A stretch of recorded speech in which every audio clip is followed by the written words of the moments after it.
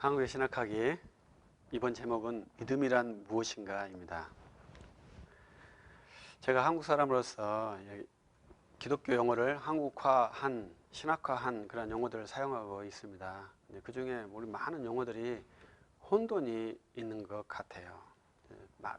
모든 용어들이 다 기존의 용어들을 사용하기 때문에 혼돈이 있습니다. 재밌는 것은 이제 우리가 은혜라, 은총이라 이 두 가지 단어도 같이 혼용을 하는데, 분명한 것은 은혜와 은총이라는 단어는 구분을 하고 있죠. 그래서 보통 개신교에서는 은혜라는 단어를 많이 쓰고, 구교, 천주교에서는 은총이라는 단어를 많이 씁니다. 그럼 하나님의 은혜가 맞는가, 하나님의 은총이 맞는가, 어떻게 단어를 활용해야 할 것인지, 이러한 것을 생각하는 작업 중에 하나가 제 작업입니다. 이번 시간은 믿음이라는 단어도 비슷합니다. 우리가 믿음 생활을 한다, 신앙 생활을 한다, 이 두 개의 단어가 다르기 때문에 이것에 대한 이해를 한번 시도해 보려고 합니다. 제가 우리 강의에서 한국말이 굉장히 어렵다는 것은, 우리가 한국말을 하는 사람입니다만은 한국말의 정확한 개념을 알고 사용하는 것이 아닙니다. 그냥 자연스럽게 사용하는 것이죠. 그런데 학문이라는 것은 내가 전달하고자 하는 내용이 있기 때문에 그 내용을 언어에다 담아서 전달하는 것이지 않습니까? 그렇기 때문에 그 내용 전달이 잘 됐는지 평가하려면 그 언어 사용이 굉장히 중요한 것이죠. 그래서 꾸준히 반복해서 이 언어를 정제하는 훈련을 하고, 그 언어에 대한 합의가 되는 것이 이제 공동체적인 합의입니다. 그런데 우리 한국교회는 그 언어에 대한 합의가 지금까지는 약하죠. 그렇기 때문에 믿음 생활이라는 말을 쓰고 신앙생활이라는 말을 쓰는데, 이 믿음 생활과 신앙생활의 차이점을 잘 알지 못합니다. 저도 잘 알지 못하죠. 누가 구분을 시켜주지 않았거든요. 그래서 이러한 강의를 통해서 조금이나마 그런 차이점들이 있다, 그런 것들을 한번 짚어보면서 하나씩 그 단어의 개념화들을 선명하게 만들고, 그 단어를 그 개념화된 단어로 전달하는 훈련을 하는 것이 이 프로그램의 중요한 목적입니다. 제가 아직까지는 준비가 안 됐기 때문에 이러한 단어를 한번 해봤는데요. 믿음이라는 것은 우리 한국의 믿음이라는 것이고, 진짜로는 신자라는 것이죠. 신은 한자고 믿음이라는 것은 한글입니다. 그래서 그 믿음이 한글이기 때문에 이 한글의 언어와 이 한자의 언어가 우리 한국은 혼용해서 씁니다. 그래서 믿음은 신에 해당되는 것이고요. 신앙을 했을 때는 앙자가 붙은 그러한 단어죠. 그래서 이 앙자라는 것은 종교적인 행위를 쓸 때 많이, 신을 사용할 때 많이 쓰는 단어라고 생각을 합니다. 저는 이제 한문 학자가 아니고 이 단어를 연구할 때 왜 신앙이라는 단어를 믿음이라는 단어와 이렇게 차이가 없이 사용하는지에 대해서 저는 이제 궁금해한 사람이거든요. 그래서 이 믿음이라는 것은 신에만 해당되는 그러한 단어이고요. 앙이라는 단어가 붙어가지고 신앙생활과 믿음 생활이 정확하게 단어적인 개념은 약간 다르다는 것이죠. 그래서 우리가 믿음이란 무엇인가 했을 때는 신학이란 무엇인가가 믿음이란 무엇인가가 정확하게는 단어 개념 차이가 한국적으로 다른 것입니다. 그래서 이러한 것을 깊이 한번 생각해 볼 수 있는 그러한 시간이 되었으면 좋겠습니다. 그래서 이 믿음이라는 것을 쭉 하면서 다양한 단어들이 있죠. 영어로는 faith와 believe라는 단어가 가장 많이 쓰입니다. 그리고 한국은 믿음이라는 단어가 있는데, 믿음이라는 것은 믿다, 믿음, 이게 똑같은 단어거든요. 믿다에서 명사로 한 것이 믿음이죠. 미음을 붙여가지고 명사로 만든 것이죠. 그래서 하다, 함 이렇게 해서 미음자가 되면 명사가 되는 우리 한국어 기능에 의해서 동사가 명사로 된 것이죠. 그래서 이러한 그 믿음이라는 단어가 이제 한국말에서는 그렇게 만들어진 것이고, 기독교에서 말하는 믿음이란 무엇이냐, 이것이 이제 차이점이 있다는 것이 저의 주요 요지입니다. 그래서 그러한 것을 깊이 연구하자는 것이죠. 우리가 본래적으로 예수 믿기 전에 있었던 그 믿음, 내 인간의 성향에 있는 그 믿음을 가지고서는 예수님을 믿을 수가 없어요. 그런데 내가 어떻게 예수를 믿었느냐? 그것은 아주 특별한 계기에 의해서 예수를 믿게 된 것이죠. 그래서 그 특별한 현상에 일어나는 그 방법을 이제 기독교에서는 믿음이라고 설명을 한 것입니다. 본래 사람은 믿는 사람이나 그리스도인이나 그리스도인이 아닌 사람이나 믿음으로 사는 것이죠. 그래서 우리가 보이는 대로 믿느냐? 이렇게 말하죠. 사람이 보이는 대로 믿겠습니까? 사람은 절대로 보이는 대로 믿을 수 없는 존재죠. 어떻게 인식하겠습니까? 자기가 믿는 대로 인식하는 것입니다. 그래서 믿지 않는 사람이나 그리스도인이나 비그리스도인이나 모든 사람은 다 믿는 방식으로 인식을 하게 되어 있습니다. 그러면 왜 기독교만 믿음의 종교라고 말하겠습니까? 그것은 본래 있는 믿음의 방식이 아닌 독특한 믿음의 방식으로 우리가 사물을 보기 때문에 또 영혼을 보기 때문에 그러는 것이죠. 자연적인 상황에 발생한 믿음으로 사물을 보는 것이 아니라 어떠한 외부적인 성향에 의한 믿음으로 사물을 보는 것입니다. 그래서 우리가 통상 너가 예수를 믿느냐 이러한 질문을 하죠. 그러나 사도행전에서는 그렇게 질문을 하지 않습니다. 사도행전에서는 너희가 성령을 받았느냐 이렇게 질문을 하죠. 그런데 지금 현재 우리 한국교회에서 성령을 받았느냐 이러한 질문은 많이 하지 않죠. 오순절주의에서는 성령을 받았느냐 이러한 질문을 하죠. 오순절주의와 사도행전에 성령을 받았느냐 질문은 약간 차이점이 있습니다. 그래서 성령을 받았느냐 이런 질문을 하지 않는데 왜 오순절주의 사도행전에서는 처음 만났을 때 교회에서 너희가 성령을 받았느냐 이런 말을 했겠습니까? 이것은 우리가 그리스도인의 시작에 대한 질문이라고 생각합니다.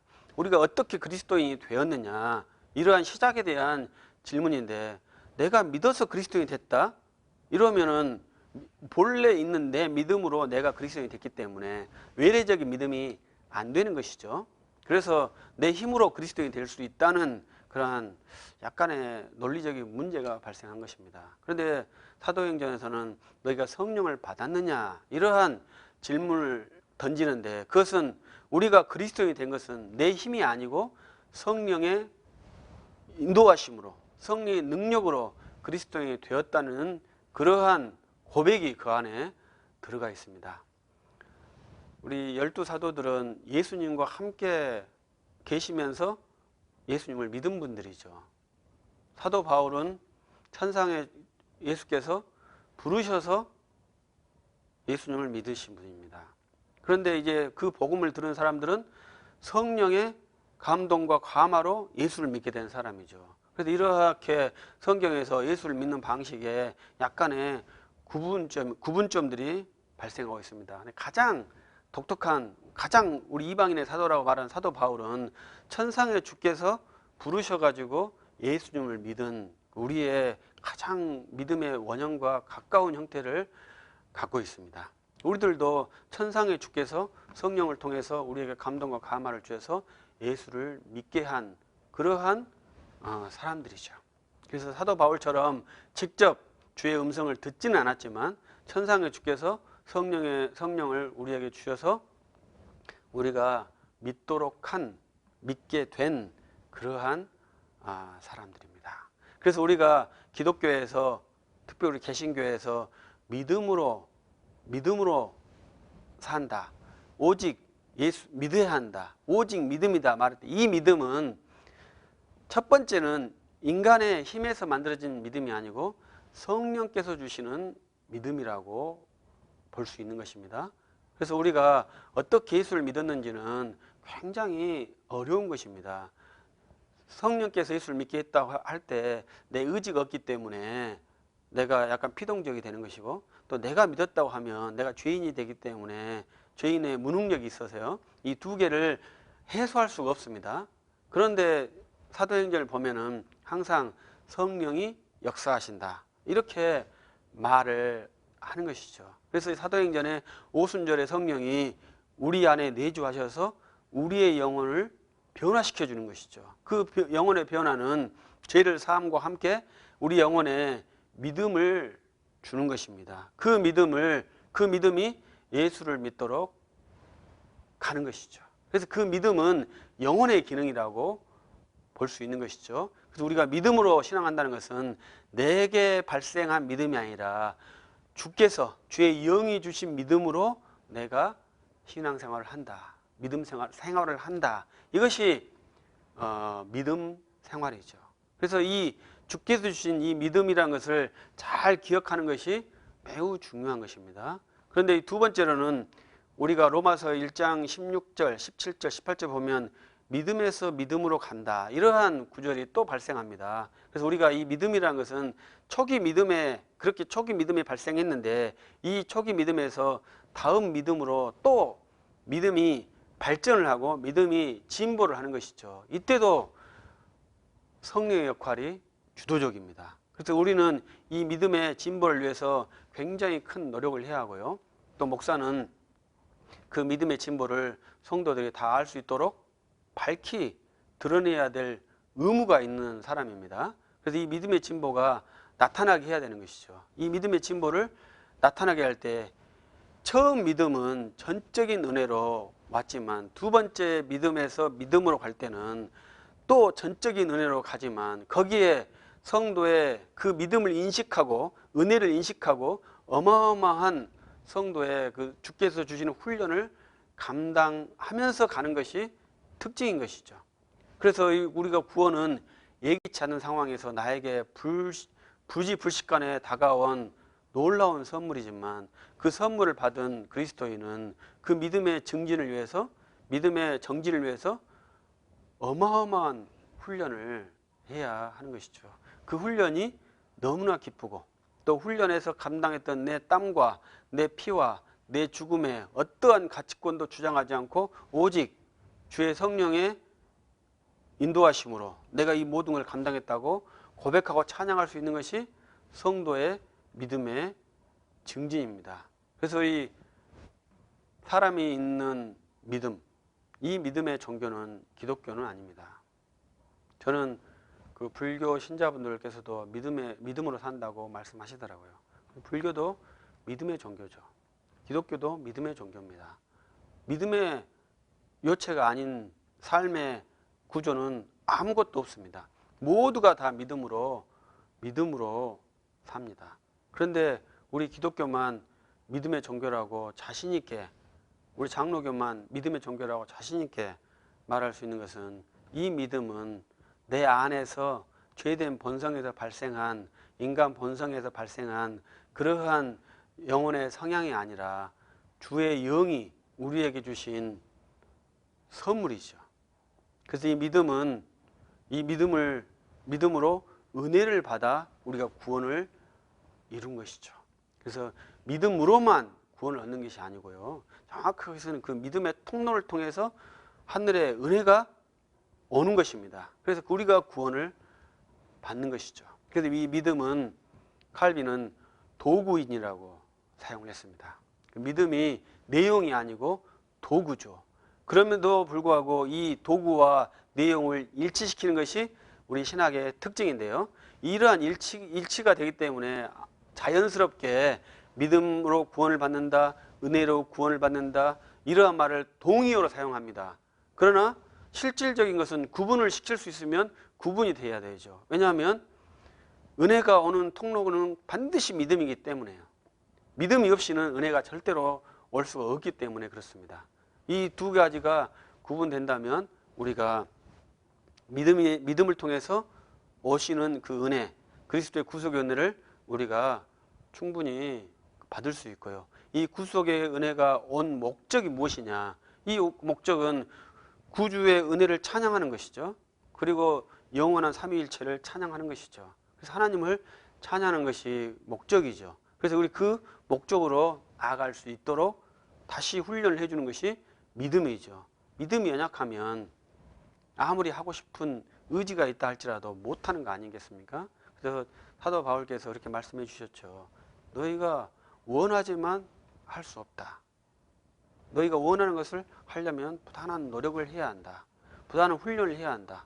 그 훈련의 과정을 거쳐야만이 이런 것이 되는 것이죠. 그래서 우리가 믿는다 했을 때 이것을 우리 통상적인 수준으로 믿는다 이렇게 생각하시면 기독교는 안 되는 것이죠.